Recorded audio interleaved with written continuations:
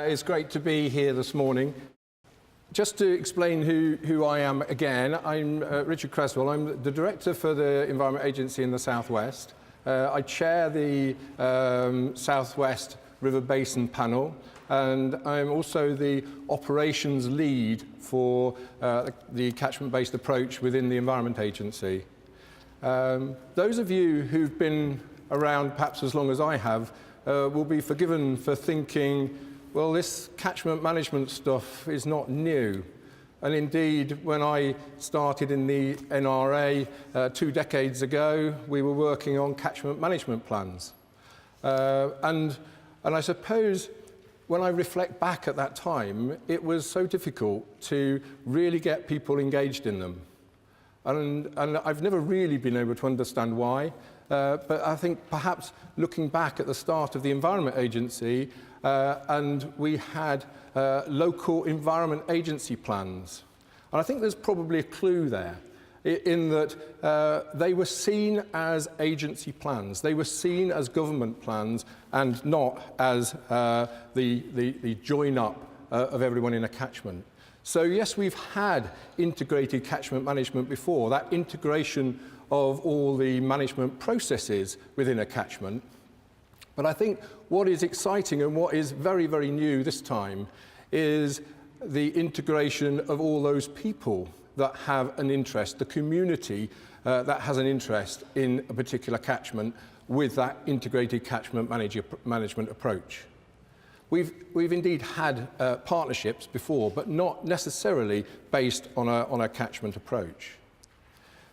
And so when you look at the catchment scale, to be able to integrate the regulation and delivery is something we've done in bits before, but certainly not the scale of collaborative working that we'd like to see now. We've got a whole range of collaborative projects working in partnerships across a whole range of stakeholders.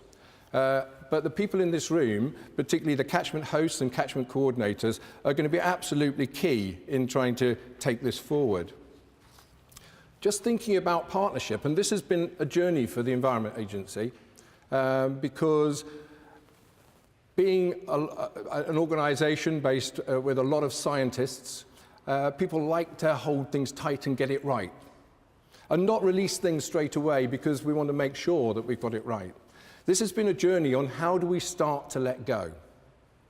And partnership working is something that we're now championing, starting to champion right from the top of the organisation. The top picture here is our chairman, Chris Smith, with Bella Davis from the Wandle Trust. And we've been working with the Wandle Trust on a whole series of pilot projects.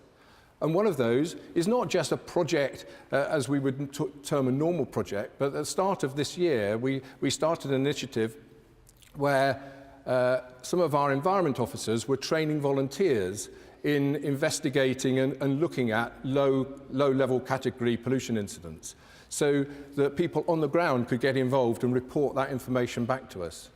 And this is a real departure from where we've been before. The sort of compartmentalization of who does what. So what is the Environment Agency's role? A major one is to be able to share our information. And this, it's easy to say, but not necessarily so easy to do. And that it means the economic information as well, and I'm going to come back to that. But if we're able to share that information more freely, it will enable partnerships, local partnerships, to develop that common understanding of what the issues are, create those shared objectives, and then prioritize and deliver actions on the ground. All that, again, is very easy to say. But I'll come back to sharing information, because we've got to share it in a way that excites communities. And many of you in this room will know better how to do that than I necessarily do. And that's why this is part of a sharing of ideas today.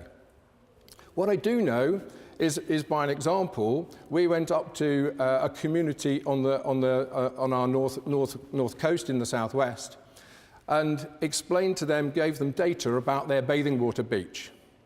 And we said it's highly unlikely to be able to pass the new directive. The reaction was predictable. They were furious. That community didn't just give up. They formed an action group.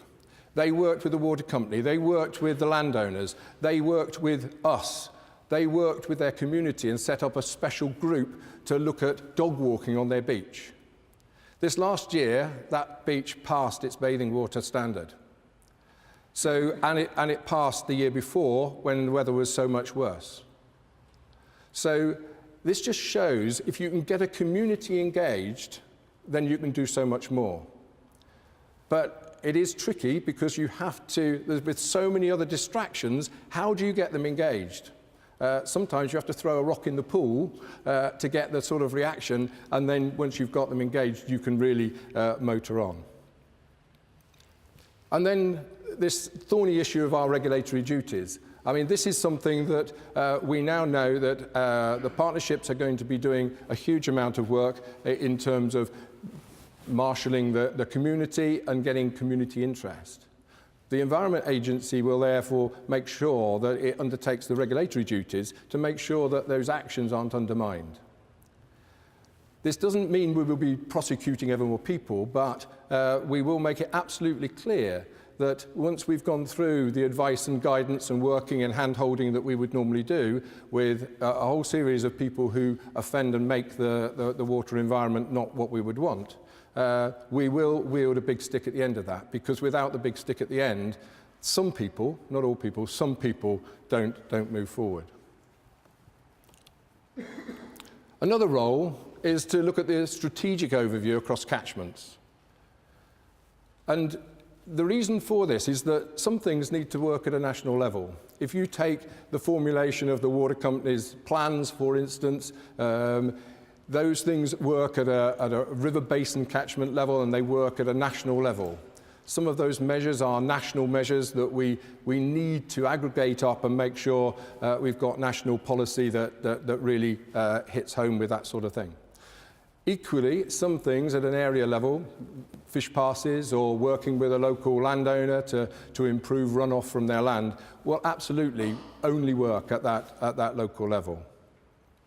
But we will try to provide that overview.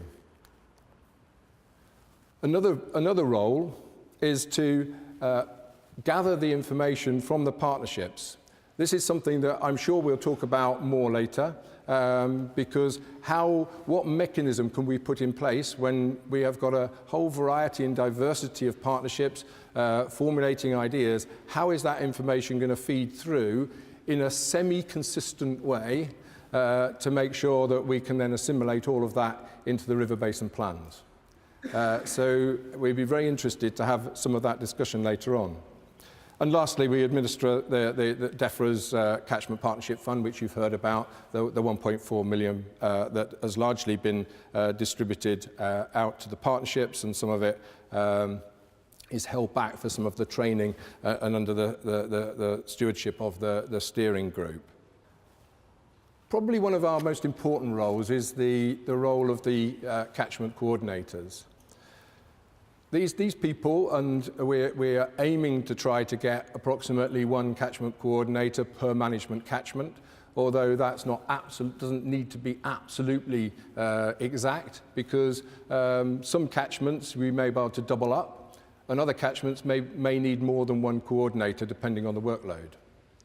We will be prioritizing that communication those posts and that communication over the next 2 years.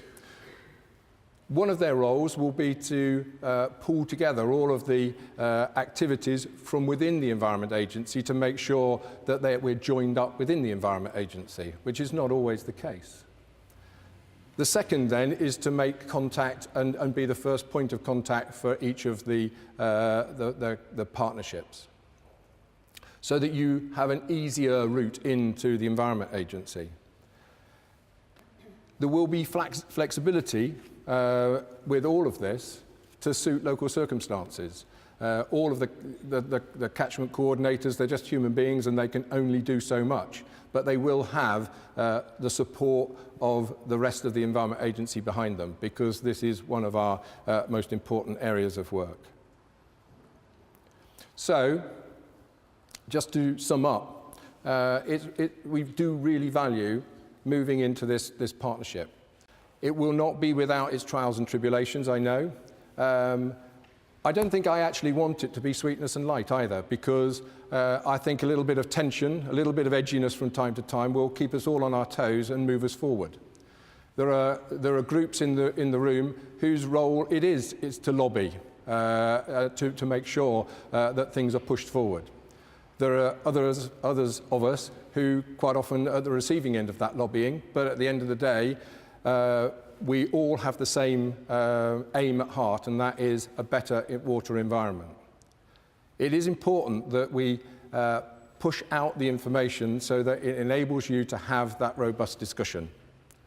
I personally look forward to working with many of you over the coming months and years to actually take this forward, because I think this is potentially one of the most exciting developments in the environmental field that we've had for a long time. Thank you very much indeed.